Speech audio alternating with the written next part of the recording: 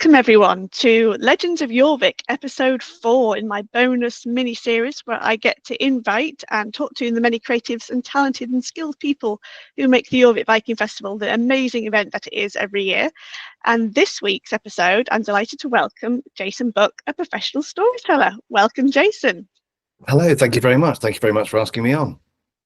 You're welcome. I really enjoyed your event and I cannot wait to start quizzing you on the stories you told because there were some wonderful ones. I wish I could tell all my friends about it, but I can never do it justice like you did. So I guess we should touch base then on, because many people not know who or what a professional storyteller is or how someone would get into that profession. Would you mind telling us more? Yeah, sure. I mean, it's an interesting thing because you're absolutely right. Storytelling is one of those things that we all do. We all do every day. We all tell stories about what we did yesterday or the film we saw or what's happening or some experience we had. We just do it quite naturally as people, as humans. But in Western Europe and Britain, and certainly in England, in the United Kingdom, storytelling or performance storytelling really is something that people aren't used to. It's something that's died away. Less so in Wales and Ireland and Scotland, where people know about storytelling a bit more. But the thing I'm always terrified that I think people always assume is that I'm someone sat in the corner of the children's library in a colourful coat on a tiny stool reading the Gruffalo upside down to a group of small people. But performance storytelling it's what we've done for our entire history since we could speak and understand our languages. In terms of the experience, it's a bit like going to a stand-up comedy gig. You have a storyteller who is standing there live, sometimes mic'd up, sometimes not, usually never, or almost never with a handheld mic because it gets in the way of being able to point and gesticulate. But you're telling stories to the audience. You're talking to the audience as just like a stand-up comic would. But those stories, they could be modern, recent stories, or they could be ancient myths and legends, especially things. I know we're going to talk today about Norse mythology, the old Viking legends. And so it's relaying those and creating a narrative that people can sit back and really lose themselves, immerse themselves in the pictures that the storyteller conjures in their minds as they listen to the story unfolding, and the storyteller is all the characters and describes everything that's going on. And it really is for all ages, from very small until they reach a point in their life where you can hear no more and then and drift off to the next world. Thank you. That's a really wonderful explanation, and it certainly kind of reminded me because you performed to children as well during the Jorvik Viking Festival, didn't you?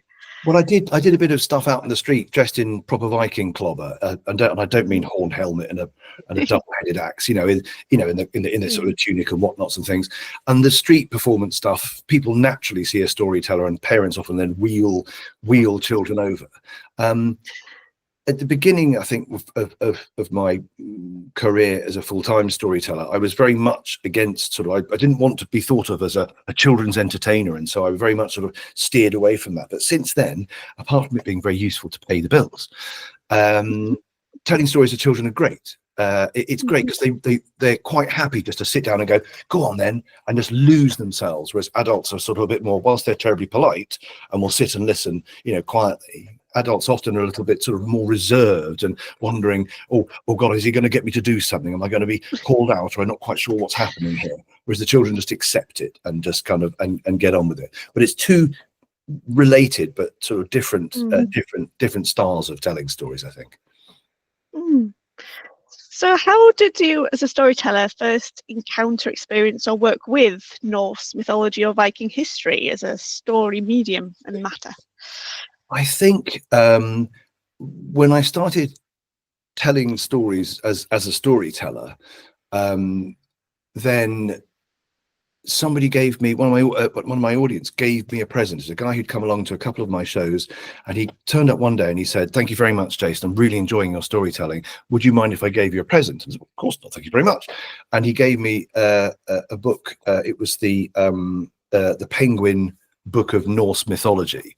It was a nice collection, and inside was a very nice sort of note written about how he had stumbled across my storytelling shows, and how whilst he was going through some stuff in his own life, how actually he found that immersion in the stories awoke a sort of a something that he said he hadn't felt since he was a child, and allowed himself to become immersed within a story.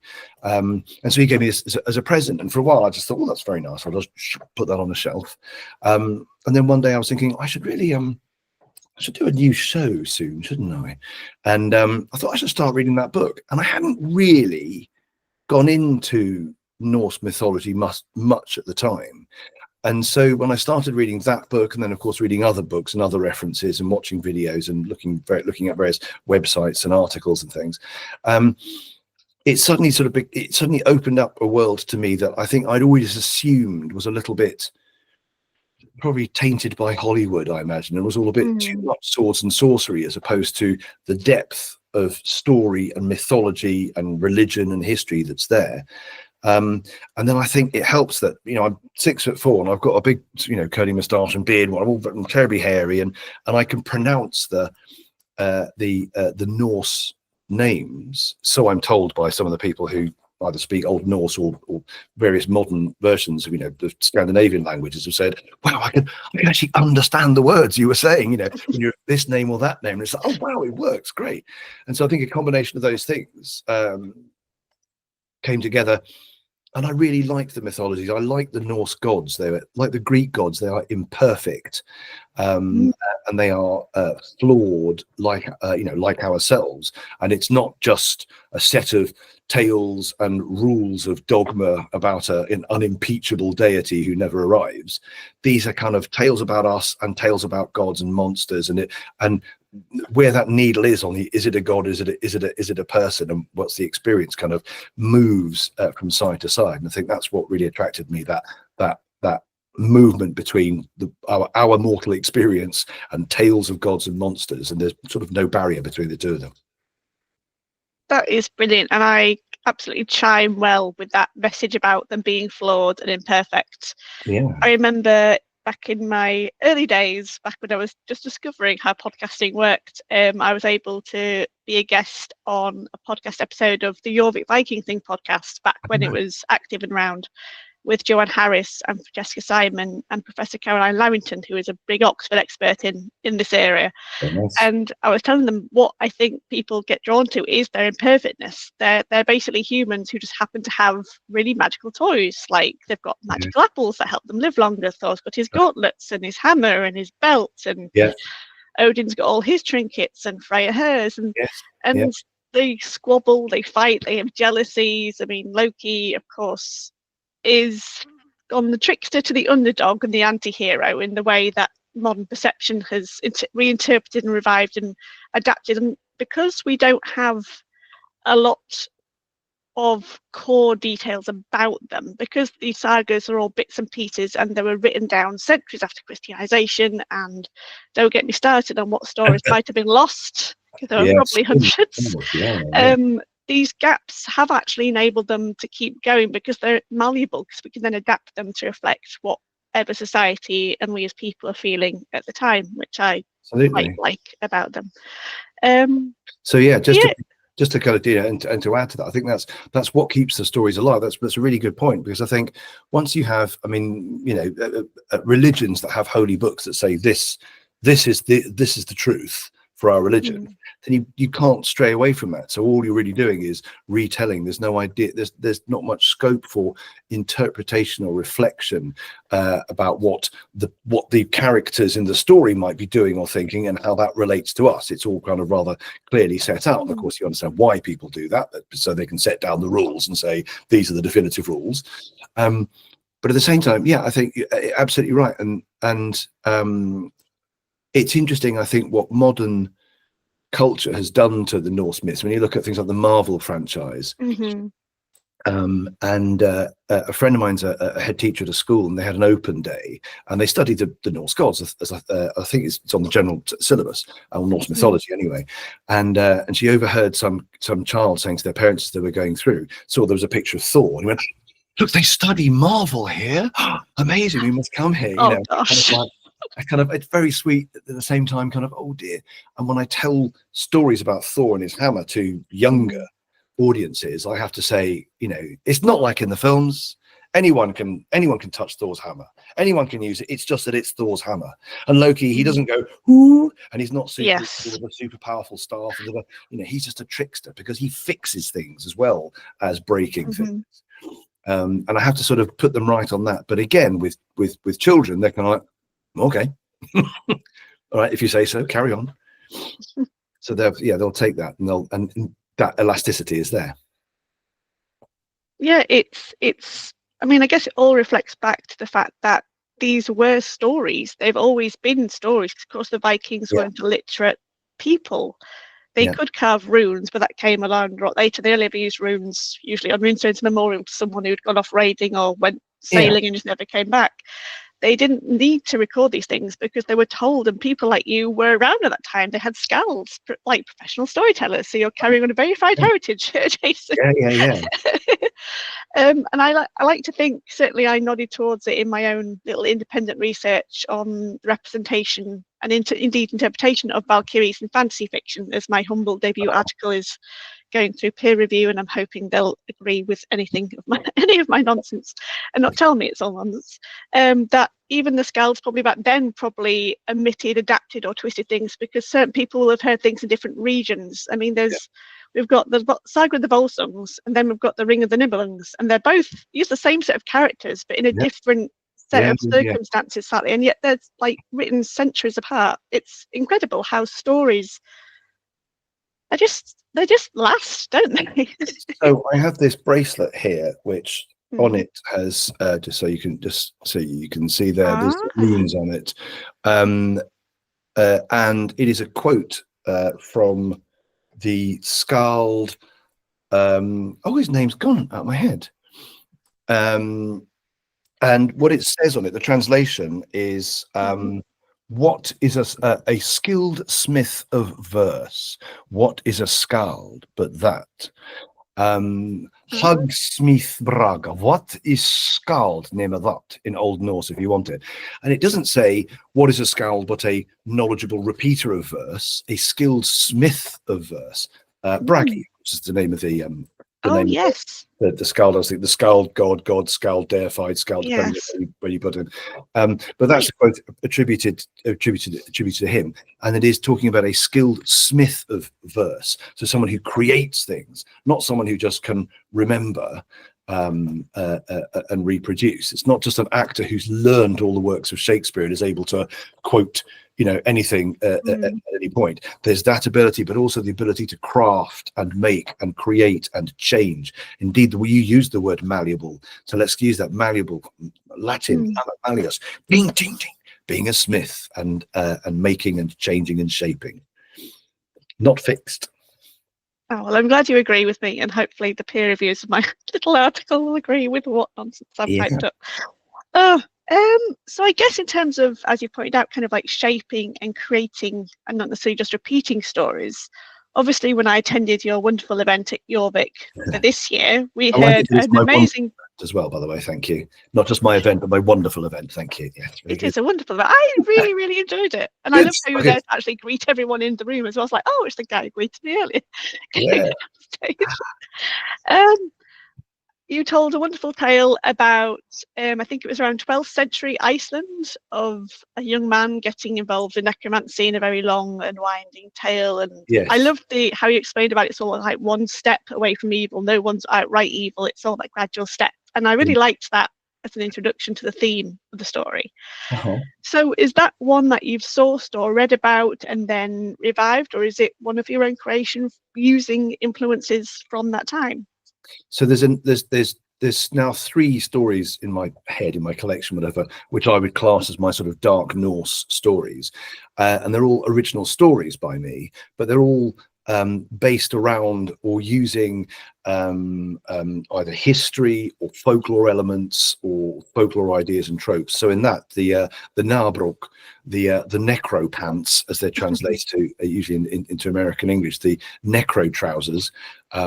And if people listening, if you don't know what they are, look it up. But I warn you now about what you'll find out, and especially they have a pair of them in the Museum of Witchcraft in Iceland, a reproduction pair of them, let's say. Yes, because they're not real. but that was all. Yeah, I came across this idea of these dead men's legs, the skins that people peel off one man's legs and peel onto their own, and then bringing wealth. But of course, that's evil and wicked and evil.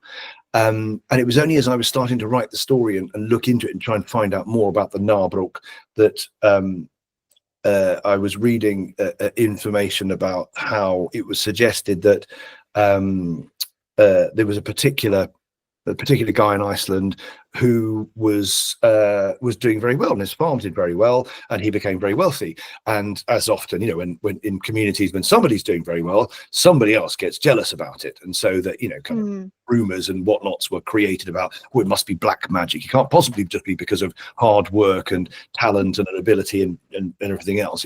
Must be black magic. And so saying that it was only black magic that made it possible for this guy to be prosperous.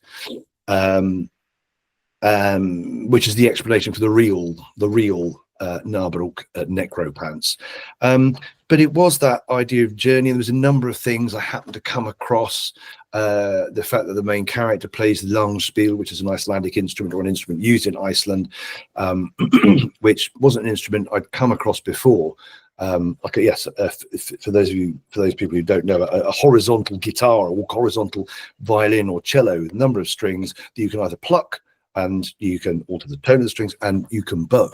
But I like the idea of this young man starting off and having a bad start in life. He'd lost his father, and his stepfather wasn't nice, and they lose his mother, and so then he has to go on a journey. So he can, classic hero's journey.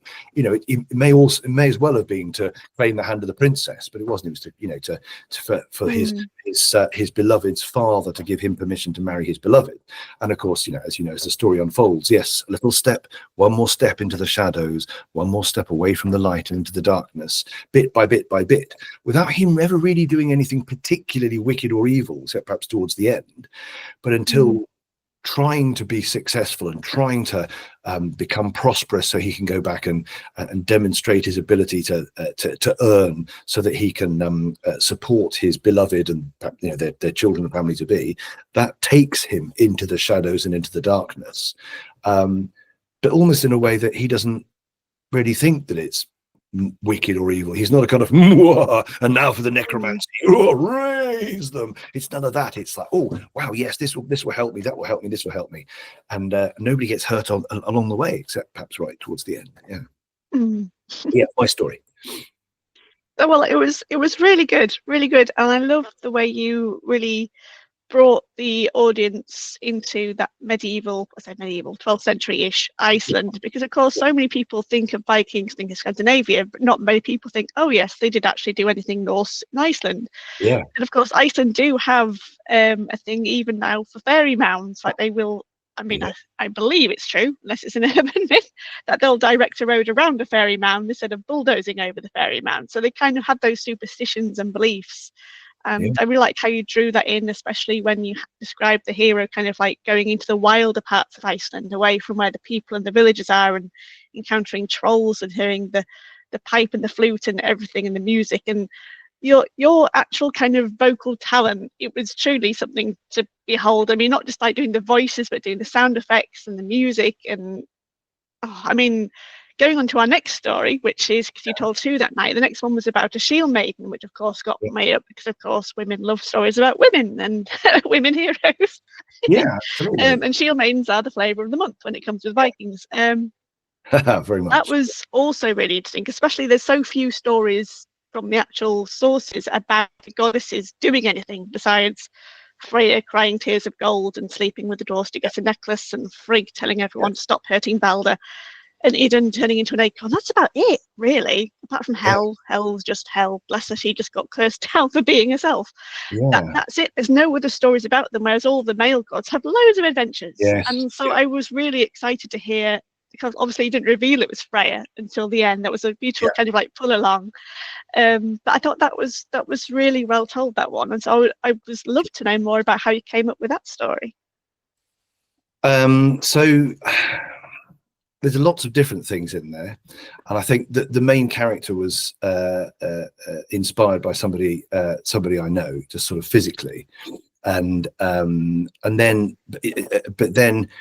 trying to remember about how she all sort of came together, and all the things. I think what I wanted to do was, I wanted to have a strong female. I wanted this. I didn't set out to say I want a strong female character and I'm going to do this.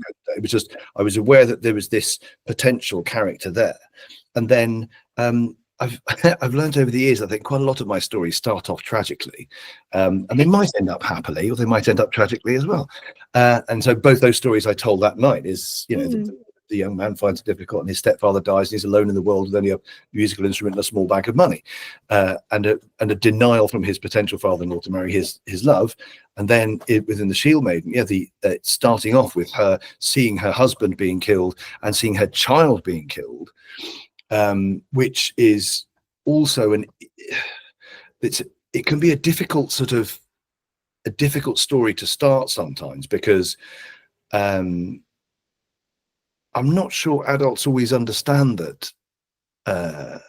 Yes, of course, you know, stories can start. Lots of stories, films, books, plays, whatever, TV series can start off with something awful. But when somebody is standing there and describing how, you know, a little child is killed by some awful raiders, by some awful Vikings, and that kicks the story off, because I can see the audience, I can see sometimes there's a kind of a, you know, no, he's not going to do this. Sure, he's not going to kill the child. As oh God, he has. Oh God, he's dead. And you can see sort of very early on, people are, and there's a little bit of, and I have to be very careful to manage that, so it's not done in an offensive or titillating way that people kind of feel. Oh, and especially, of course, if people who have lost loved ones or lost children or young siblings, I have to be gentle with that and carry them on to the next part, so that they see there is. Oh, okay, here's a doorway to the next part of the story, and this is part of the story. This is not just gratuitous murder of everyone, because there is also a bit where, in that very beginning, after the husband has been killed and the child has been killed, in which these raiders, how do I put this? One of them forces himself upon her, and I have to get the audience to understand that without getting into detail, which nobody wants to hear, and would make everybody feel very uncomfortable. And also, as a man telling it, it becomes extra difficult. And so I have to kind of make sure the audience understand what's going on, what's about to happen, or what could happen. And then she kills him, and there's a moment of, and I've actually had people in the audience go, when kills him, as a kind of like, you know, that's a kind of a steam release of the release valve of everything that's happened then. And then things become sort of drawn out. There's lots of bits of folklore in there. I also wanted her to not be a sort of wailing widow, sort of dragging herself through the badlands of the world. And so when she turns up at the nobleman's house, and she wins the wrestling competition because she fights smart, and at the end of the evening, because he sort of said, well, why did you stay here and keep me warm? And all the adults, anybody over a certain age in the room can understand what he means. And at the end, he does sleep at the bottom of the bed because he's lost, but then they keep each other warm later in the night. And it's a way of kind of like, yes, she's lost the love of her life, but her life hasn't ended. And her life hasn't ended as a woman, as an individual, as a loving, caring person with needs and passions. And that can be okay. And then she goes off on her journey. And that's just a kind of a little kind of bit. So I wanted her to be able to, again, this is me sort of perhaps retrospectively thinking, I didn't set this out to say, these are the points I've got to hit. But I felt that her character was strong enough so that when she had to, got over the grief and made the decision to go out into the world and to go and die gloriously in battle so she could find her husband and daughter, then she was allowed to do all sorts of things, of fighting, feasting, and the other one that she could enjoy, the third, frolicking, let's say, and enjoy her life, as well as being a strong character. Well, you did tell it and handled those delicate subjects really, really well. I mean, it's interesting now that you've talked about it, kind of like when we think back to some of the Norse stories are quite dark. I mean, Odin gets off with a lot of giantesses on his way, and Loki does his thing as a horse. Yes, yeah. And Freya, she sleeps around with dwarves, but kind of like there's also kind of like beheadings. Like I remember learning about the story where Odin tricks a load of, I think they're giants, or at least some kind of dumb type characters in a field and he gives them a magic whetstone. He makes them all super sharp, and then they all accidentally behead each other as they're sheathing the wheat, kind of thing. And I thought, that's actually really cruel. Yeah, That's absolutely. overly manipulative, cruel, but that's just who Odin is. And I think that's something that Marvel has definitely taken out of. Yeah, They've taken a lot of the darkness out because they want their classic superhero. They want the classical villain, which yeah, is why it irks me still that they've given Loki horns and then Hela horns. yeah, yeah, Just as that kind of like symbolism of evilness. yeah.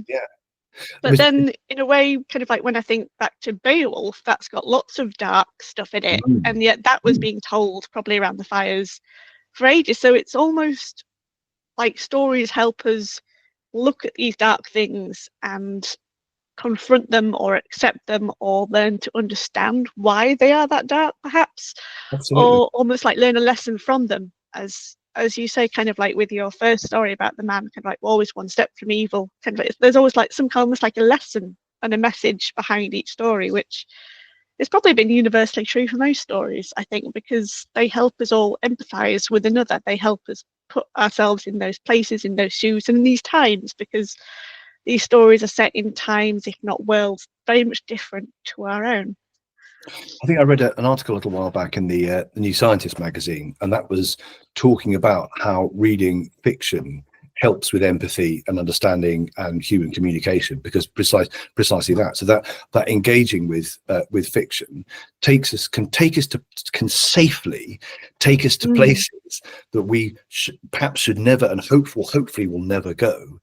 But it does prepare us for those things. And it is that I think we've become a little bit sort of, I think, since the I don't know, it's probably throughout history, but I think of things like the Grimm's fairy tales, where the brothers Grimm, who didn't write them, collected them from lots of different people, and actually a lot of them from the woman who lived next door, and then one of the brothers married her, and she still doesn't get a mention. It's always the brothers Grimm.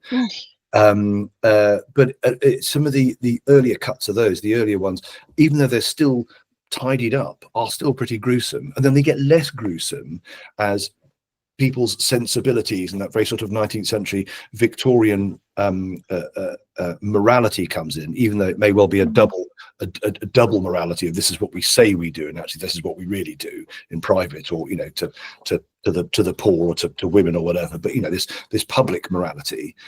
And then, of course, coming into the first part of the 20th century, and then Disney took them and polished them even further. We've stepped away from a lot of those things. And when I tell stories to children, if they are gruesome or horrible, it's usually the adults who are looking at their child and looking at me and looking at the child, looking at me and looking at the child, and looking at me, whereas the child's just quite happily sort of sitting there. And it's like the cartoon violence. It's not real. Understand what's happening, and yes, there are moralities and there are lessons, but it is that point of when, if we can face the darkness in our imagination, that helps us to deal with the darkness in our real life, should we encounter any.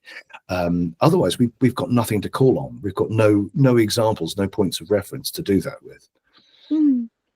It's certainly making me sorry, you go on. Talking of the brothers Grimm, I'm researching some stories for a show I'm going to be doing in a couple of weeks with my big sister. It's actually on the 18th of May, online or watch later. People want to, and it's called Tales from the Haunted Bakery. And it should be nice, sort of slightly kind of funny, dark sort of dark fairy tales, sort of light horror sort of thing, with quite a lot of comedy in it. But I was looking for stories, and I came across a Grimm's collected fairy tale that was in the first edition of their collection, but didn't make it to any of the others. And it's called something like The Two Brothers Who Played at Slaughter. And in the story, two brothers see a butcher slaughtering a pig, and they decided that they will have a go at this. And there are a few different versions, but basically one is the butcher and one is the pig. And the mother looks out of the window as she's bathing the baby and sees one of the boys cutting the throat of the other one. And so she immediately rushes down to try and stop this. It's too late. He's cut his brother's throat. And so she hangs her other son, hangs him, the other boy, for cutting his brother's throat, only, of course, then to realize that the baby left back in the house has drowned in the bathwater. Oh gosh. Yeah, that's basically the story. But this is a folk tale, a fairy tale. Mhm. and it hasn't made it past the first edition because obviously it's far too gruesome. And to be honest, it's not much of a story beyond the if you happen to see your children slitting each other's throats, make sure you don't leave the baby in the bath when you go to hang the other one. Mm. But these, with these, I mean, that's a particularly gruesome version. But some of the fairy tales, Charles Perrault, who wrote or collected Red Riding Hood and Cinderella and Sleeping Beauty, at the end of Sleeping Beauty, the bit where she marries the prince is only half the story. She stays Mm. in the castle as a sort of secret wife until eventually his father dies. He becomes king. His wife and 2 children go and join them. But his mother is an ogre, and so when he goes off to war, he has to hide his wife and children because she wants to eat them. She then finds Gosh. them and then instructs a servant to kill one of the children and to cook it. He, of course, doesn't. He hides the child and cooks some venison instead, and goes to the second one. And then she thinks she's eaten both children and what was Sleeping Beauty, only to discover them, of course, as they're arguing one day. And she's about to lower them into a cauldron full of poisonous snakes and toads and venomous snakes and toads and whatnots. When the prince turns up, sees it's his mother, she's horrified at being caught out and jumps into the cauldron, killing herself with the venomous snakes and toads. And then, and only then, does the prince, Sleeping Beauty, and their 2 children live happily ever after. But that's been totally, Wow. yeah. You don't see that one in Disney. No, even I don't. I mean, I've got a 4-year-old, well, 4.5-year-old now, going on 13 with the level of sass and attitude I got this morning. Oh, very good. Yeah. And I remember kind of like her reward from the Tooth Fairy for giving up her dummies 2 years plus ago was a nice collection of fairy tales. And it was only upon reading them to Naomi that I kind of was like, a lot of the bad guys are either witches or evil stepmothers. There's not many bad men. No, of course. There's always princes or nice kings. Yeah. But yeah, it's interesting because I've certainly been dabbling myself, or not say dabbling, I've been reading, if that's the more word, some Norse folk tales. I don't know if you've ever come across this book before. I know it. I've not read it. I've seen it, but I've not read it. Yes.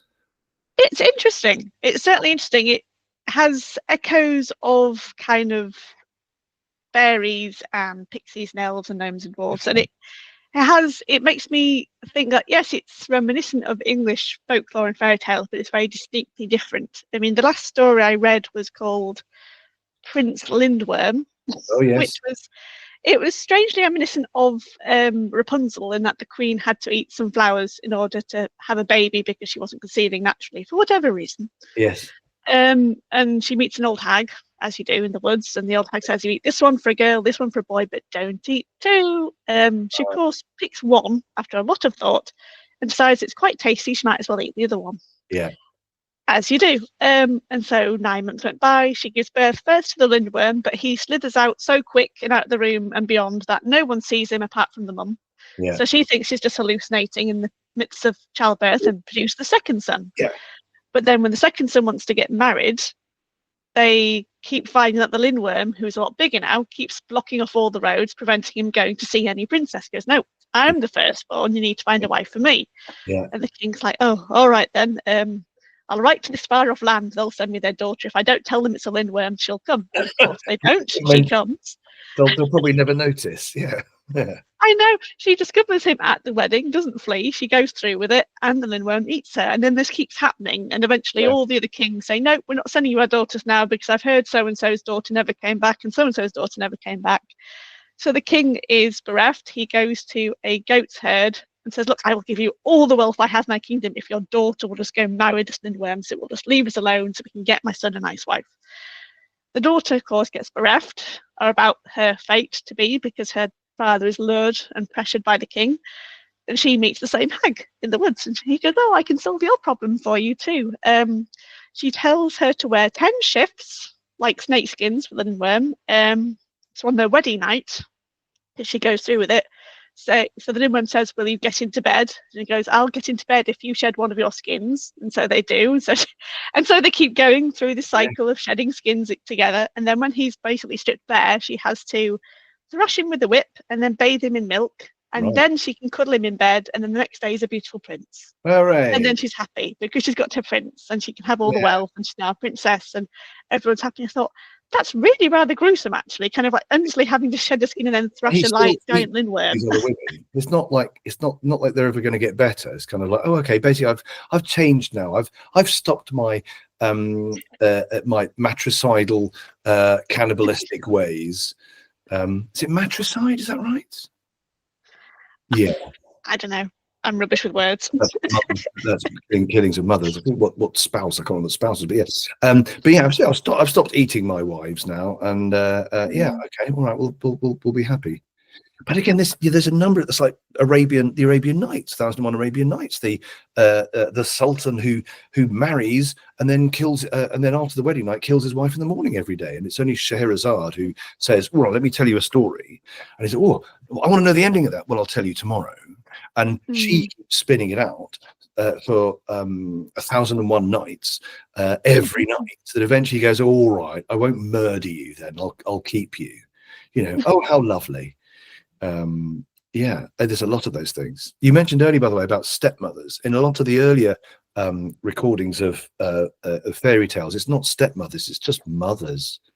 Ugh. That makes it even worse. But then I think, yes, it kind of got cleaned up. We can't possibly say that mothers do this. Mothers would never do that. Stepmother, there we go, wicked stepmother. So before that, yeah, it's women, basically. Women. It is. There is certainly an issue of what some academics have called kind of like the male gaze and kind of like stories being decided and determined by men. I mean, I think this is one thing I've certainly learnt in my research on Valkyrie, is that some scholars have a big chip on the shoulder of term with Snorri Sturluson, because of course he's the most famous one of all for writing down these Norse myths. But he was a Christian and he was a man, and he chose what he chose. He didn't write all of them down by any means. He selected. It was a compilation, not a full collection. And it was a specific purpose, because he was writing it as a book to give to a certain prince, I think, to help him learn the ways of being a king and connect with his heritage. So it had that whole I didn't know that bit. agenda behind it.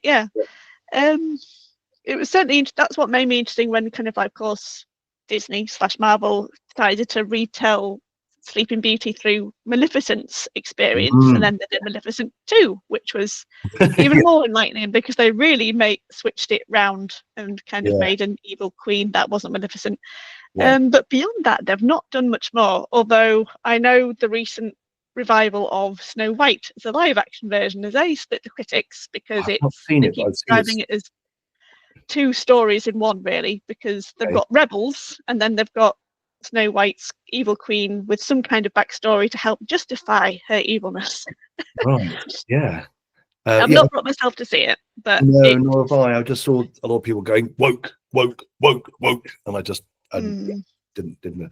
Again, in Snow White, it's become Disney cleaned it up to this idea of, you know, the prince coming along and finding her and falling in love with her, and then seeing her dead in the coffin and giving her a magic kiss to bring her back to life. But in some of the earlier versions, the evil queen is her mother, and who is jealous of her daughter's beauty and poisons her with the apple, which gets lodged in her throat and she dies. And the dwarves put her in a crystal coffin, and they determined to look after her because she was wonderful and lived with them and looked after them. A prince turns up, sees a beautiful corpse in a glass coffin, and thinks, "Oh, I'd like that." And then he says, "Can I have it?" And they say, No, we're the caretakers of this. You can't possibly have it. And he says, "What about a lot of money?" And they go, "Okay, you can have it." And he takes the glass coffin, and it's only when on the way back to his homeland, the cart bumps or breaks and the coffin falls off and the lid slides off, that he then thinks, "Do you know what? I think I'll just kiss this corpse because it's a very beautiful corpse." No, nothing about it is then purely incidental, or he doesn't know that she's going to wake up. So it's just the prince, you know, kissing the dead body of a beautiful young woman, and then she wakes up, coughs out the bit of poisoned apple. Then he says, "Oh, how lovely, you're alive. That's a bonus." You know, quite clear, quite happy when she was dead. "Will you marry me?" "Yes, I'd love to marry you." "Let's get married." "Well, we should invite everybody." "Well, why don't we invite my stepmother?" And they do, and she comes along to the wedding party, and then is put in red hot iron shoes, and they watch as she dances herself to death. That's not in my daughter's story. The choking apple, the apple choking bit is. which is what my daughter picked up. She goes, that doesn't happen in the film, though, does it, Mum? I said, no, she doesn't choke. She swallows the apple, darling, and it's the spell that puts her to sleep. But yeah, but like when you think about it so starkly as an adult, like, yeah, he's just walking around and then kissing a beautiful woman, dead or alive, which What a does lovely bit of like necromancy. Yeah, it's all right. Yeah, it seems to be quite well preserved. Why not? I'll have a snog with a corpse. There's nothing wrong with that. Here's a large amount of money for me to take that corpse off your hand. And the dwarves go, yeah, right, go on then. And yeah. So it's very weird, but I think one of the things about stories and the more magical they get is there's sometimes things are just bizarre in the stories, and it just helps to plot along. And sometimes you have to sort of let go of the don't pull at the thread, don't kind of go, why did the prince want a dead woman, and why is he kissing a dead woman in the knowledge that she's dead, not that there's a magic spell that will wake her, but that she's just don't pull at that thread. There is an element of I just have to accept this as the story goes on, and it's helping the story move from place to place. And again, quite possibly because the original storytellers, the bards, the writers, the chroniclers, even though it was do from mouth to ear, would have kind of gone, how do I get from here to there? So we'll just do that, and everyone's okay. We'll just accept that. We will suspend our disbelief and our criticisms and just go with, all right, that happened. We've got to the next part of the story. Well, I think you and possibly some of our viewers and listeners might appreciate this book if they just like some short stories that are very different to English folk and fairy tales. It's Viking folk and fairy tales from Flame Tree Press. They're fables, folklore, and ancient stories. That's a whole edition, a very fancy edition. I got this in Norway last year. I got it from nice. Lovely. So yes, it's certainly interesting. I'm only kind of like even a third of the way through it because there's lots of stories. And there's one so far that I've come across that matches kind of like with the pantheon of characters from the mythology, but the rest have all been very much about princes or kings or princesses and trolls and ogres and all sorts of wicked dealings and curses of three or breaking things. But it's interesting. But I wonder if you've ever come across the Cursed Sword of Tyrfing tale in your readings. Oh, you must. It's a wonderful tale. I haven't actually got like a book version of it, but I know it must be written down somewhere. Because our previous guests on the Legends of Jorvik miniseries, the Time Will Tell Theatre, did a wonderful dramatisation of that as the finale show for the Jorvik Festival this year. And it's all about a king who finds some dwarves, prevents them from going home, says, you must make me a brilliant sword that can kill anyone and anything, and it must be gold and have a ruby in the hilt. Lovely. I said, okay, we'll go do it. And they secretly do it, but put curses into it, that it must always taste blood when it's unsheathed, and it will do 3 evil deeds in its lifetime. And there's a wonderful female shield maiden character in the entire arc because it travels through generation after generation, this sword, and into all sorts of hands of families, causing all sorts of tragedy, trauma, and mischief, and lots of bloodshed as part of the curse. But it's full of Draugr and spells and curses and brother betraying brother or that kind of thing. And there is actually one element that features a bit of kind of a storytelling within the story in that one guy who then becomes a king once he gets the sword, decides to dispense justice by way of people proving their innocence. And this one guy had done something so horribly wrong, he had to prove his innocence.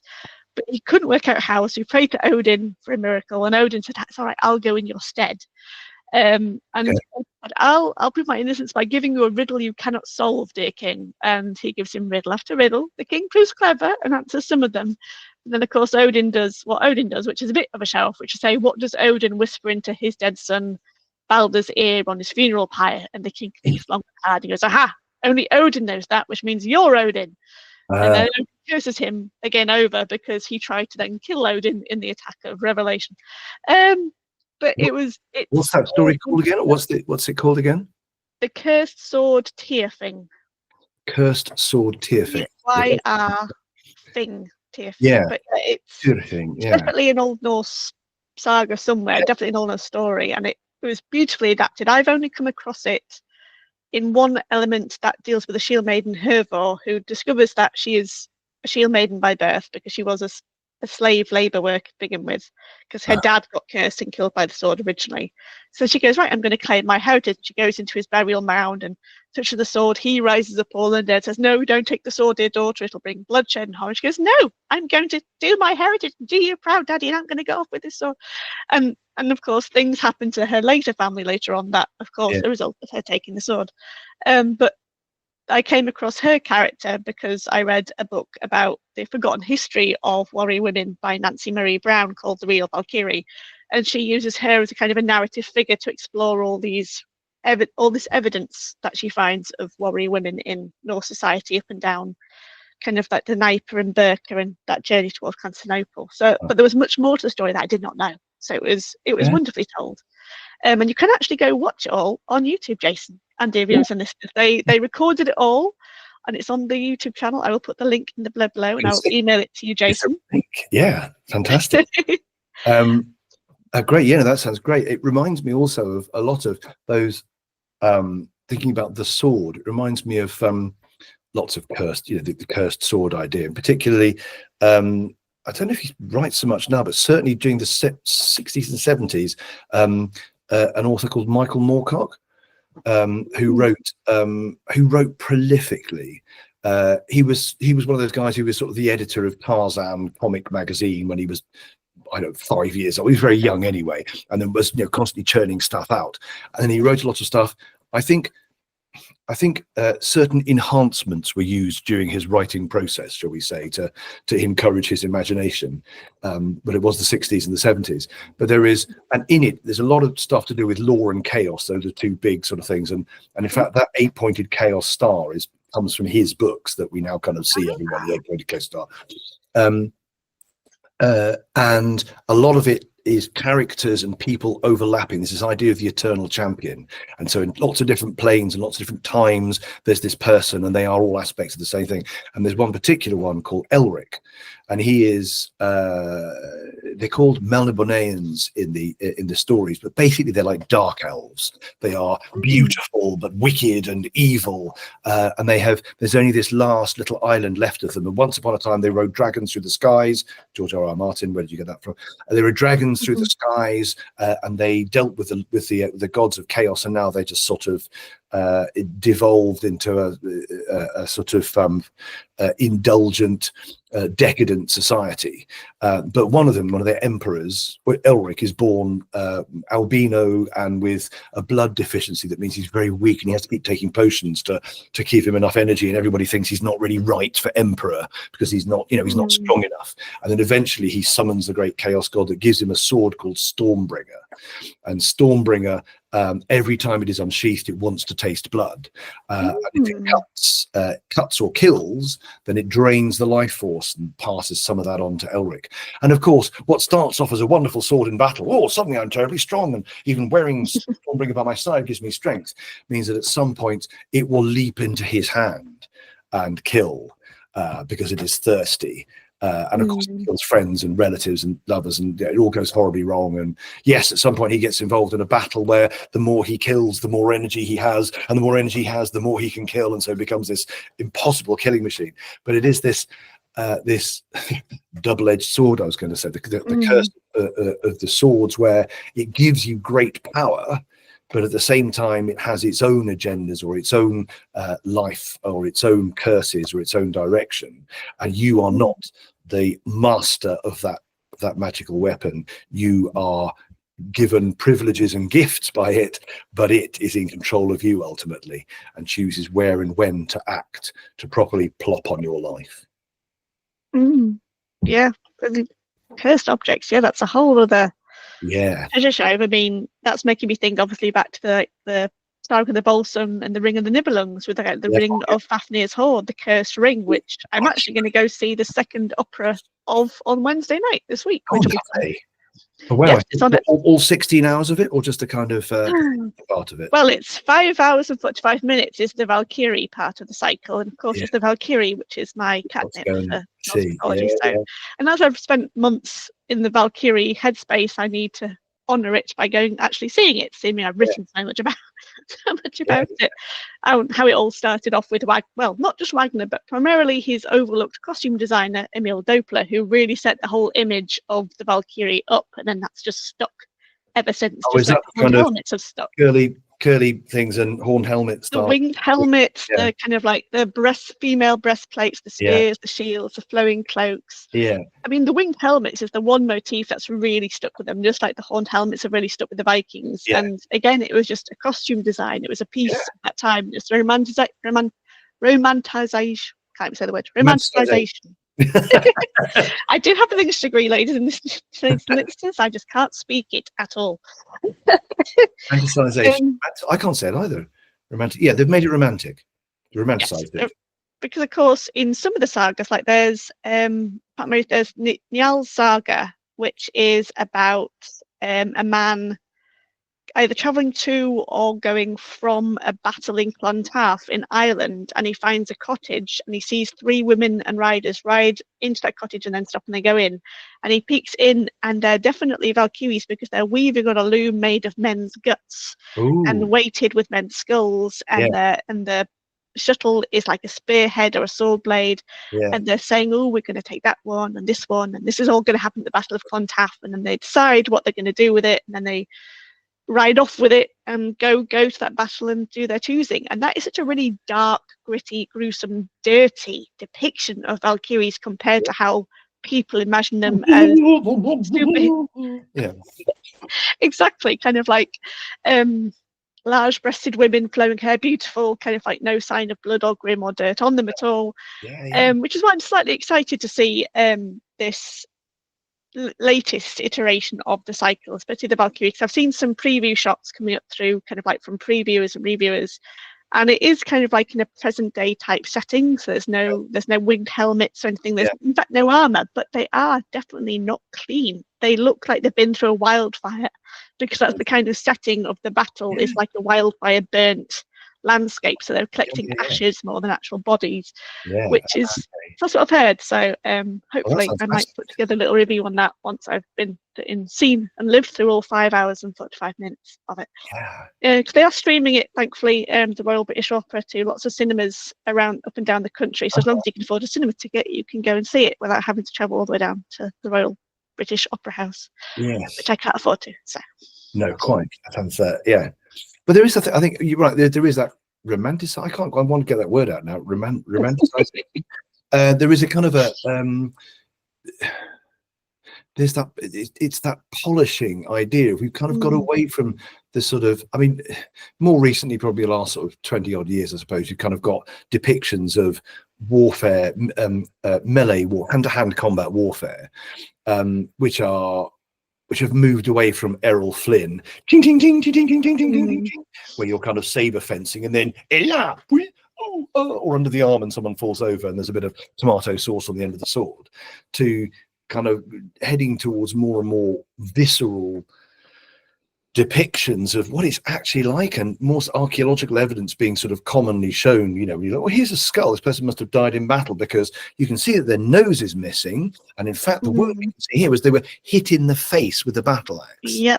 Not cleanly beheaded or stuck under the arm or poked in the chest. The person was smashed in the face with an axe, which may well have killed them instantly, or may well have put them on their back as they slowly bled to death. You know, these awful things. War is awful, and it is. And of course, we say that war is glorious, and of course, we have to tell people we want to go and fight wars, that war is glorious. Because if we said, "Oh God, you can end up with your guts hanging out in the desert, and it'll take you days to die," nobody really wants to hear that side of thing. And you need that idea of a heroic culture if you want people to stand up and go out and fight and be prepared to die. So when you've got this, you know, you're talking about the Valkyries and covered in ash, and you know, from the smoke of battle, absolutely, people would have been covered in all sorts of things that have come out of people's bodies being poked out, and the trophies they would have taken as well. And it's not always a clean stab under the arm. Awful things people would have done to each other so that they would have finished that person or made sure they survived. Because if it's a fight between the two of you and you've got to grab hold of something and pull it off or pull it out or bite it off or gouge it, or you'll do that. It's something I've certainly noticed when I first started reading historical fiction set in the Viking Age, that especially starting off with Bernard Cornwell, who is a legend in his own right in terms of what he's done for the Viking Age in terms of historical fiction with his Uhtred series. They've always made it really clear that kind of like being in the shield wall, yes, it was an honor of pride and some bravery, but it was also the worst position to be in because you're there where all the blades are and you're tripping over dead bodies and you've got your friends dying around you and there's arrows. They, just like you are with your storytelling, they really kind of like bring it to the fore of like, okay, this is what's happening. But because it's in a book and it's long ago and we don't do shield wall warfare anymore, we kind of, as readers, we're okay to that. But I guess it's possibly why so many people like to read crime fiction where there are horrible murders going on and there's like blood all over the crime scene. It's kind of like filling in that gap almost that we have lost from other forms of storytelling.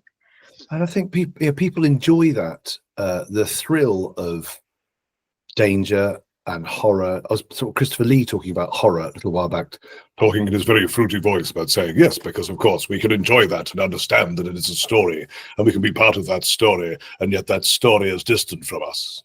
And we can dip into those things. There's a slight sort of there's a voyeuristic element to it, that we can enjoy the crime, we can enjoy the murders, we can enjoy the brutality of war.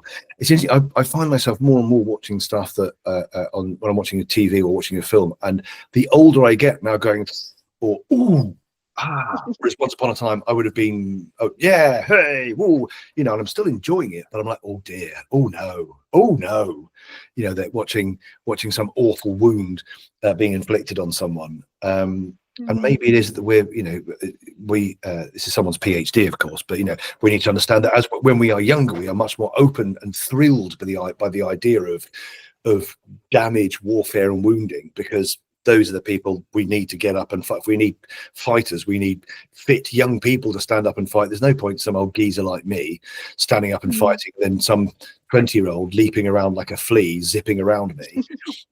By this point, I should have bought an enormous suit of armor or have an army standing in front of me. I don't do the fighting anymore. I do the pointing at my age. But but it's the younger people who are more willing to engage in those things. I don't know. That's just pure, off the top of my head, speculation.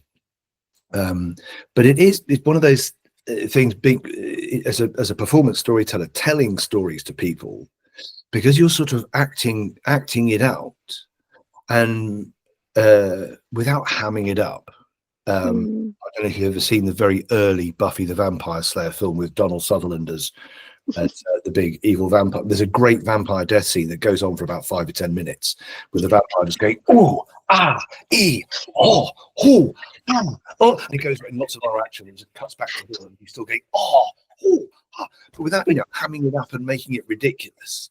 There are things that you're describing to people, and because people are sitting down and listening to stories and listening to someone talking to them, if it's someone who has managed to capture the audience, and there are a lot of storytellers who are very good at remembering stories but not very good at telling them and engaging people, two different but related parts, then by that point people are willing to collude with you and listen to what you say and just take it on board, because they have kind of gone, brilliant, this is a story, I'm not being convinced to do anything, I'm not at personal risk, so I can sit there and I can kind of open up my mind and allow myself to become suggestible in this in this space, in this theatrical space and time. But those are the bits where you can talk about somebody dying or being wounded, and you can watch the audience going, just without, they probably don't know they're doing it. Ooh, that the face of the empathizing with the character who's been wounded, hurt, or whatever, or either that or yes, and people you would perhaps normally think wouldn't have gone, go on, yeah, go on. You can see people really nodding and becoming part of the sort of the narrative experience. I suppose it's a bit like, I often sort of think sometimes when I'm telling stories and if I'm talking and I do this and I start nodding, and like you're doing now, you're nodding back because I'm not. Yeah, you're mirroring me because we're chatting. But when I do it with an audience and I can see people doing it, and I think if I were a stage hypnotist, I'd pick you, and you. Those are the people who really, they're listening, they're in, they're suggestible, they're properly, deeply in there. And whether they're particularly suggestible or whether they have allowed themselves to open up, given themselves permission to do that. But it changes the kind of the psychological experience. And I often hear when people come out of storytelling shows, for a start, they kind of say, I didn't know what to expect, or I thought it was going to be a talk. But people say, oh, I could see all the pictures. I could see, and they could see that because I suggest the pictures to people. And so long as I don't conflict with what they're thinking or what their references are, if I were able to see the projections, out of someone's forehead style, I would see slightly different pictures from everybody, but similar things, and people bringing in their own references to colour in the edges and supply the details for things, because it's the audience that actually produces the pictures that or storyteller describes. If someone invented a machine that could project our imaginations, I'd worry for you as a profession, because it's almost like our best kept secret. It's like no one can use our imagination, it's only us. Yeah, it's certainly why I'm interested in a new game that's come out called Split Fiction, which is about a sci-fi universe it's capturing the imaginations from writers in some kind of virtual reality bubble, and then making it into a virtual world, so have a virtual story instead of a readable story. Yeah. But these two characters get crossed up, so then they each experience their own stories. It's a co-op player. It looks really fun. It's got some great reviews. Like one's selling a fantasy, one's selling a sci-fi, and they're both very distinctly different characters, but they've all got their own messages and issues hidden behind their own stories. And so I want to play it. I just need someone to play it with, and I need time to play it as well. Is that a computer game or a board game? A computer game called Split Fiction. It's on Steam. I think it's also on console, and it also works on cross-platform. So if you had a console and I have my gaming laptop, I see. We could still play it, provided one of us had the Friends Pass that enables the other one to go up. To come to join. But it looks really good, and I like how the actual imagination part and the storytelling part has been explored in the very visual sense and through a co-op game of all things. Because of course games themselves are stories, we just have to play complete levels through. But in terms of retelling stories, it's also made me think of the Netflix film Damsel. I don't know if you've ever seen it. No. That's a really interesting take on the damsel of being a maiden, but also an issue of a king and queen having a problem with the dragon and having to send princesses off to the dragon.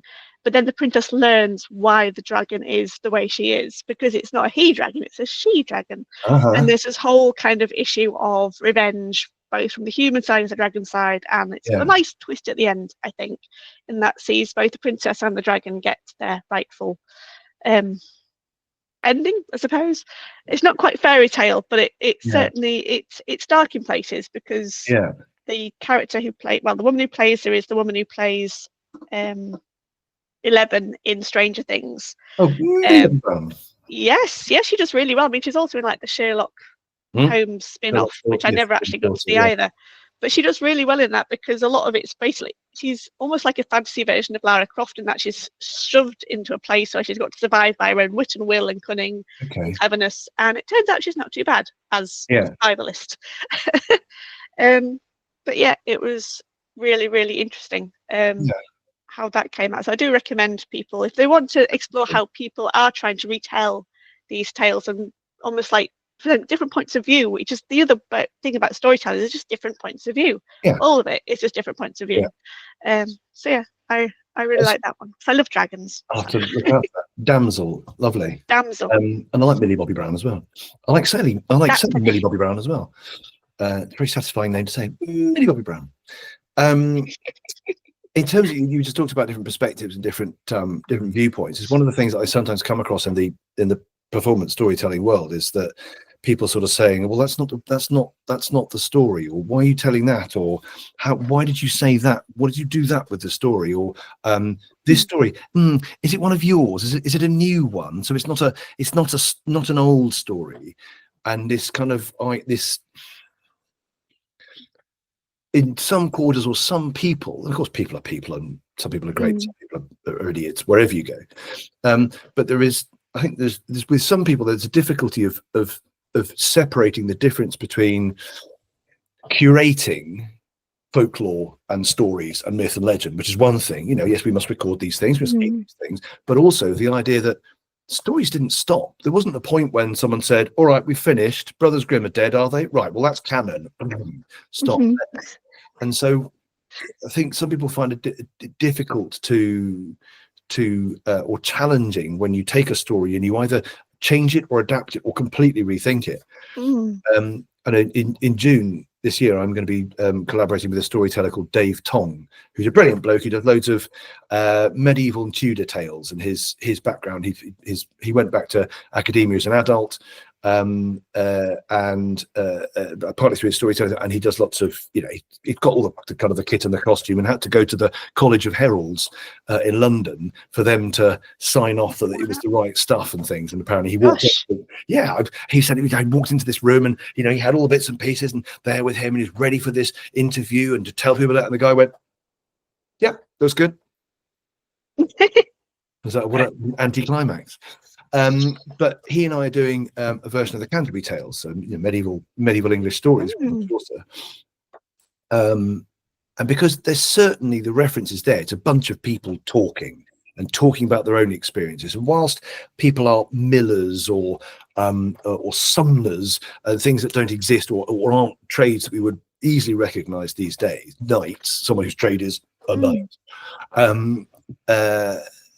the stories are just of ordinary people, and they're funny as well, and they've got loads of bum jokes in it. It's absolutely full of bum jokes, and people don't kind of think, well, it's always medieval stuff, it'll all be holier than thou. No, there's just loads of bum and fart jokes in it. So our show was called Canterbury Tales Reshod: Piety, Pokers and Posteriors.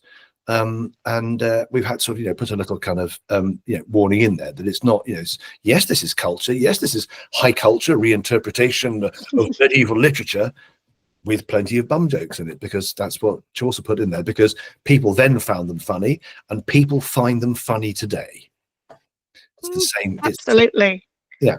I mean, there is humor, I think, albeit of a different kind, found within the Norse mythology stories. I mean, my favourite, of course, has to be the Lay of Thrym, when Thor has to go in bridal gown to get his hammer back, and Loki disguises her then self, because they can change gender as well as as the bridal maid. And of course, there's other ones. I'm trying to think of the other ones. I've told about a number of weddings, by the way, because I'm also a celebrant, and so I do funerals and I do weddings. And so when people ask for a wedding story, a lot of wedding stories in just general sort of mythology are awful, because it's usually someone dies horribly at the end of it, or they've been coerced into it, because that's the point of the story, rather than two people met, they fell in love and they got married and it was all perfectly normal and uninteresting.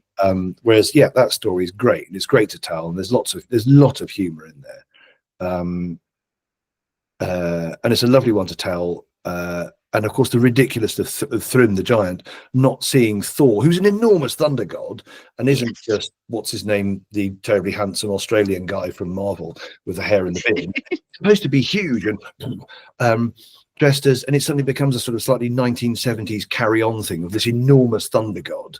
And of course, it's well known that as soon as you place a veil over a man's head, then he becomes completely indistinguishable, his gender.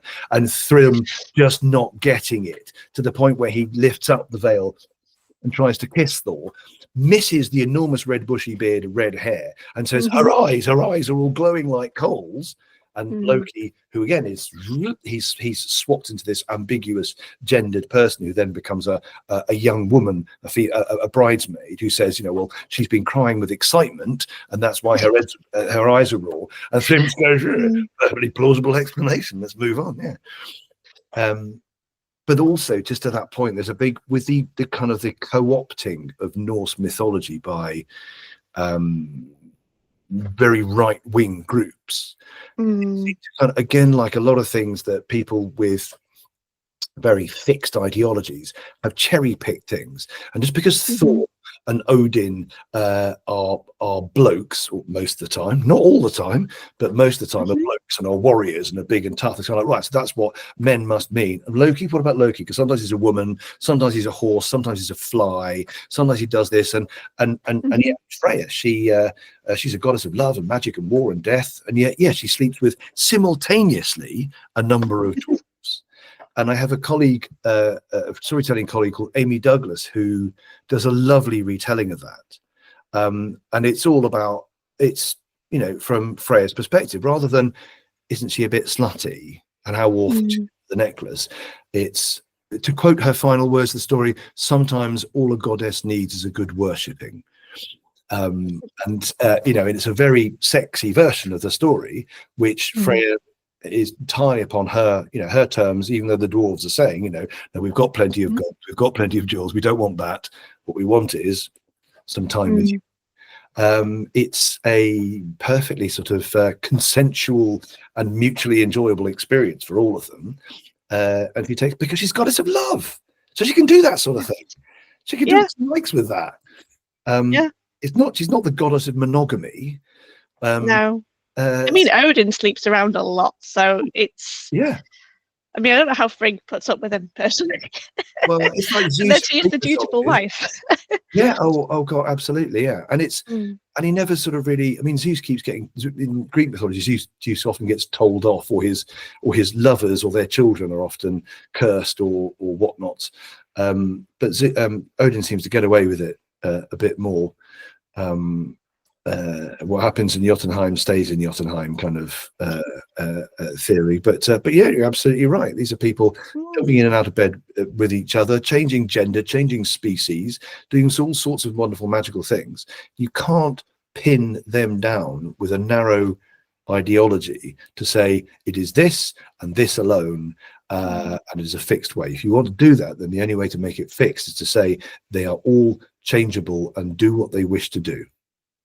Yeah, I mean, some part of ancient society must have reflected these parts to then be interposed on these gods and goddesses and characters.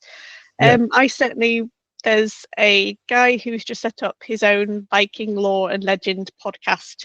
He's mainly active on Threads, but I think he is active on other platforms. And his is more kind of a narrative telling of his interpretation and understanding of different elements of history. And thankfully, it's not too far to the right. It's not quite based on sagas, but it's always interesting to hear how people relate and understand different things. Yeah. And I know I was talking to him, and he goes, "Well, what's your opinion on Freya?" And I said, "Well, Freya's awesome. She's always overlooked. She takes half the dead. It's not all to Odin. Yes. She takes half the dead." Yes, first choice. He goes, "Oh my gosh, I did not know." So, like, yes, people do not know Freya takes half the dead. Yeah. I mean, that's why I loved your story so much, especially because it really honoured the fact that families might want to go to Folkvang. They might not want to go to Valhalla. I mean, where do the children go when they die? Do they get recruited and boosted up to Einherjar? I can never say that word. Einherjar. Nope. The worthy dead, basically. Yeah. You see how I struggle with Old Norse. I can't even say that word. Kind of thing. And of course, I really get that. I really get that. But a lot of, as you kind of mentioned earlier about Snorri Sturluson, a lot of the Norse mythology has come down to us through a Christianization of stuff. And of course, without putting any sort of pejorative spin on it, the Abrahamic religions, that's Islam, Christianity, and Judaism, are all from a patriarchal deity, an omnipotent patriarchal deity, and there are books of law for each different version of the religion that you may or may not subscribe to, and then of course all the other off splits that people have created since then.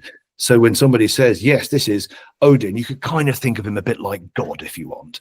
And then you can think of so-and-so, and maybe they're a bit like somebody or other. You get this syncretization. And of course, that happened in the pagan heathen world of Western Europe, where people came in and went, no, you've got to get rid of that. And they went, why? You've just got this one god and he's dead, and his son arrived and he's dead.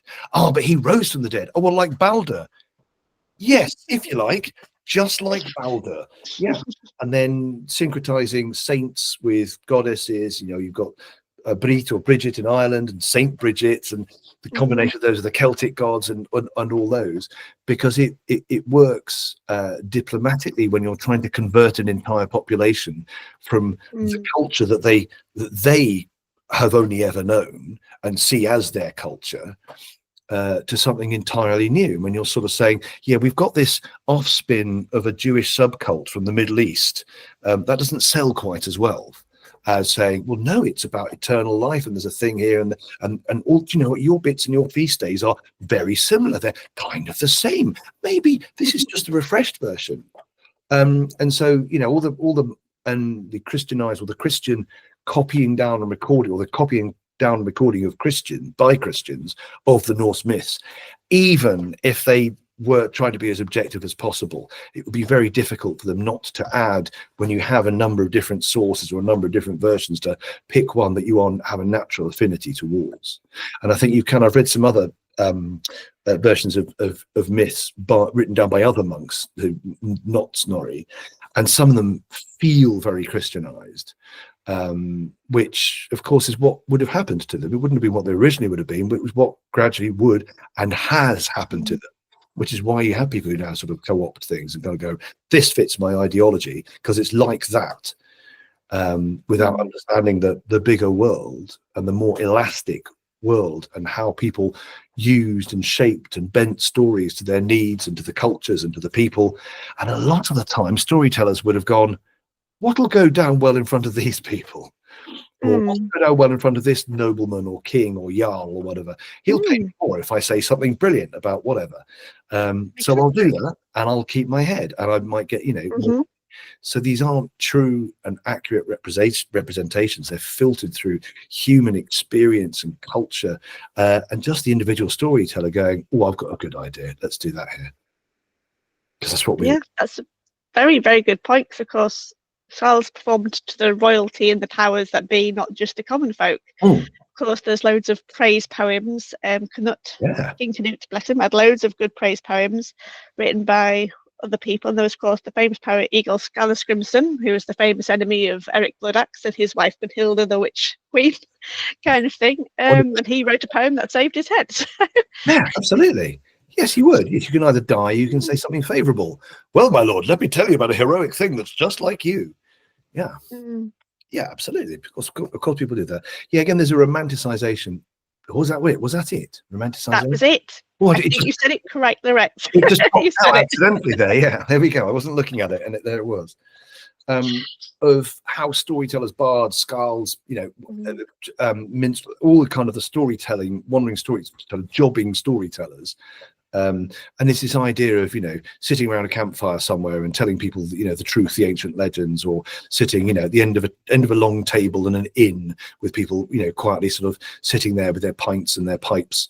And of course, those are instances and how people do it. It's, the equivalent of me turning up to a pub theatre today. The only difference is now, because it's a less heard of, a less familiar type of art, then people come along and they buy their drinks and they all sit down quietly and look at me, because that's what you do in a theatre. And they all sit politely for a while, and they clap in the middle bit, and then they come back after a wee and a drink, and they sit down and they watch again and they clap in the end bit. And I'm sure some people just don't get it or don't like it. It's just not their thing. And other people really love it, because it's it's, that we all do. But that romanticization, and it doesn't feel right now. I think I said it right the first time. That somehow everyone would sit down, it'd be the same experience for everyone, and it would be the same stories told over and over again. No, you had good storytellers, bad storytellers, well-known stories, little-known stories, stories they made up on the spur of the moment, something that changed, something that in the room inspired them and meant they changed the story. Audiences who were half cut, 3 sheets to the wind on their ale, some who were nice and all those different things come together to mean that the stories, and by that I also mean the myths and legends of people's religions and cultures, all the years, the stuff that we have written down now is just what the last person wrote down. And that person wrote down, and then everyone said, well, because that's written down there, that must be the real one, and we'll go with that. I know I've made a series of little shorts, as YouTube calls them, because Instagram calls them reels, so they can't call them that, so YouTube calls them shorts, showcasing a couple of my Viking books, including a couple of some nice illustrated editions of Norse myths. And I know one of the most popular ones is my Neil Gaiman's one with art by Levi Pinfold. And I had a comment just yesterday saying, hi, is this the same stories as Neil Gaiman's has? Because I've read his like paperback, hardback version of his retelling of Norse myths. And hi, yes, it is the same stories. I don't think all of them are there. And then the same person commented on another book, which I've got by Kevin Crossley Holland, which is his illustrated version. It's done with lino print. It's gorgeous. I must confess, I've not read it yet. I've had it for a very long time. It's signed, but I've not read it yet. And they said, are these the same stories that Neil Gaiman tells of? And I'm like, yes and no. Any book on Norse mythology is always a retelling. And I had to say, these stories are written 200 years after Christianization. And the characters will be there, but their story arcs might be slightly different. They might have different features, different hair colors, kind of thing. I know I was speaking in the last episode to Katie Smith, an illustrator from York Archaeology, and she made the one and only Jorvik top trump card set, which I do recommend everyone gets. And she's depicted Loki as blonde, which I actually find really refreshing, because so often he's depicted as a redhead, just to stand out differently from a usually blonde Thor or a brown Thor, or sometimes he's red, but I've always seen Loki as red. I've never seen him blonde anywhere else. And I told her that was really nice to see. So it's just really interesting to see how some people do, as you say, come across one book and think that's it, that's all I need to read. So this other book is exactly the same. They're not, but it's that beautiful difference, that variation that helps these stories keep living so well. And of course, through your beautiful skill of a storyteller, they go even further. Yeah, it's very much that, and I think it's the idea of things like when we have things like the Bible, we have a thing there that I'm sure not a lot of people, or rather, I'm saddened to see more and more people sort of think that these were the words that Jesus and the apostles wrote down, as opposed again to sort of saying no, these were written down hundreds of years after the event, and not by the people who originally said them or spoke them, but by people who had been told, ear to mouth and ear to mouth and ear to mouth and ear to mouth over those hundreds of years, and then they were written down, and then they were edited by the Romans, and then but because it's in a book and people refer to things like the Bible or the Torah or the Quran or whatever, people say, well, that must be the word, the literal word of people. Whereas I think it is unhealthy to think about that, because then it becomes law and reality. And the same with the Norse thing, because Snorri Sturluson wrote down a thing and we've got one record of it. It's kind of, this is what happened. But I think that's just people's lack of experience and understanding with that there are many different sources for cultural items. What we do is as entertainers or authors or writers or whatever, is to say, well, I'm going to write one down and I'm going to do this. I have my own version of the Viking story, illustrated Viking stories as well, which is my retelling of those. And I wouldn't say it was the right one, but it's the copy and the transcription of how I tell the stories, and how I, as a storyteller, am comfortable telling those stories, and how they have been received. And I have changed the telling of those stories over time. And the ones I wrote down will have changed from the first time I told those stories, which would have been researched from a whole number of inputs. But yet again, you kind of think, well, that's the answer. Yeah. But it's not. We cover all these different kind of things, and it's healthy, I think, to understand that we have this cross-pollination and numerous sources for things, because then we should be able to look and understand and analyze that information and those stories ourselves to come across our own understanding of meaning. Yeah, it's not always evident, as you say. It's almost deliberately hidden that these stories aren't taken straight from the word of the person who first invented the story. For example, with part of my Valkyrie research, I was looking at different stories of Valkyries, especially in the build up to the Saga of the Volsungs, which is my main focus. Yeah. And there is an early tale of the Prince Helgi Hundingsbane, his second poem, because he's got 3 about him, but I was looking at the second one. And in the second one, he finds a Valkyrie, she gets an victory in battle, but she's betrothed to someone else. So he goes kill that someone else, but then one of his friends betrays him and he dies. And then she dies from grief because she's like, oh, well, I've got no purpose to be here now, as you do. Yeah. But in the end, in the Eddic poem itself, in the translation that I've got, I think it's in the Poetic Edda, that's it, but I've got the Poetic Edda by Caroline Larrington. And it says, in the words of the scribe, in a later story, as told in pagan times, which is the biggest red flag you could find, like, this is not Yeah. an original person. Pagan times. These 2 characters were reincarnated. He was known as Halfdan something, and she was known as Favas. Yeah. So Kara Halfdan's daughter, and she too was a Valkyrie. And I'm like, where is that? And it was also, that was it. So they say it's known as the Song of Kara, and I'm like, where is the Song of Kara today? Yeah. That is missing. That is lost. That has not been chosen to put in. It's got a little footnote. Yeah. That's all we have, and it's sad to see that there were more stories about these female characters, Valkyries, mythical or semi-shield maiden in roles, Yes. and that we've just lost them. Yeah. Oh yeah.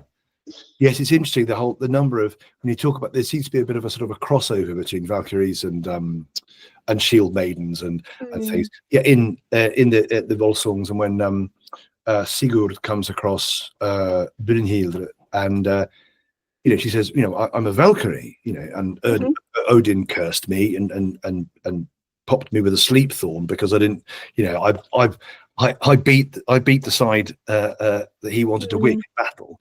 But yet she has a lineage, and she has a parentage, a mortal parentage, which she refers to. There's a brother. Isn't that brother something like Attila the Hun or something? I think so, yes. That is, it's a strange kind of like mishmash of history mixing with the mythological parts. Well, I think also in that, because it comes out of Scandinavia, we always think, Vikings and sagas, that's got to be Norway, could be Sweden, and then maybe Iceland at a kind of a third, not Finland, that's completely different. Could be Denmark. But you suddenly realise that they're in what's it called, Frankia, which of course is Germany. And you sort of go, they've come down the Rhine, so actually it's happening down there, not up in the wilds of Norway, not even in Denmark. And so it is a hodgepodge of all sorts of things that you come across. But so these sort of supernatural characters have ill-defined boundaries, and you can talk about the Valkyries who ride down from the skies and collect the souls of the glorious dead. The angelic side of them. That's a nice thing as well. We can blend that with other religions. They're like angels. That's it. Just think angels. Yep. Don't get me started on where people are giving them wings from in imagery. I don't know where people are doing that from yet. I haven't quite pinned it down. No, I suppose it'll be again a romanticization. Of something probably from a Victorian inspired things, winged helmets and whatnot, which comes from the idea of angels having wings, whereas only a few types of angels have wings. Some of them are absolutely bonkers, swirling balls of light with 1,000 eyes, but we see fewer of those in the stained glass windows because they're not as pretty as the things that look like us. But yes, there's ill-defined boundaries. So so sometimes they are these angels. Sometimes they are the cup bearers of Odin who wait on his table.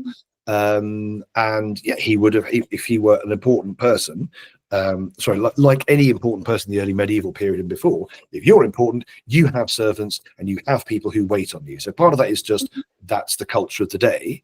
And yes, you may well have had women wait on you, but warrior women as well. That would be even cooler if you are a warrior, you know, and a heroic culture. And you've these other things between basically someone who's a waiter, someone who's a psychopomp escorting the souls of the dead off to shield maidens, and they're somewhere between kind of strange spirit woman warrior and just a woman who's a warrior who happens to be a woman, and perhaps is unusual and therefore defined as a shield maiden. I don't know where I was going with that, but yes, lots of ill-defined boundaries. No, it's fine. It's all really, really good. I mean, I could quite happily talk to you for ages, but I am aware of the time because I am doing this during my working day, and I know you've probably got your own plans. So we do sadly have to try and wrap this episode up to a close. Sure. But gosh, I could talk to you about all these things for absolutely hours. I could. Yes, I've just got that many ideas and views, and it's lovely to find someone who connects on the same level as well, which is why I do this podcasting, because I don't have anyone in my modern life that does. Understand my connection. I mean, one of my mum friends, and I've said this before in previous episodes, I won't name her because I know she shouldn't listen, but I'm embarrassed. She's like, who is Thor and how do we know about him? And like, those are two very good but very big questions. Yeah, absolutely. How do we know about Thor? I said, I don't know how to begin with that one, darling, because you don't know Marvel. So that's often a starting point for most people. You should meet her on a Thursday and ask her about that and say, how do you know about? Because it's Thor's Day today. I wrote that in junior school. You meet on Thursday. Yeah. You go. I will try that with her when I see her later this week. Yeah. Oh, but thank you so much. But before we go, please do let our viewers and listeners know where they can hear your stories or see you perform in person. Yes, indeed. So I'm based in the UK, based in the West Midlands of England, but I do perform all over the UK. I also perform online as well, quite a lot. So if you can sit in your pajamas with a cup of coffee or a can of beer, and you can either watch live online or you can watch later. All my online shows are recorded, and then the story bit is available later if you can't make the thing. But the best way, the easiest places to find me are either on Facebook or on my website or Instagram or even Blue Sky.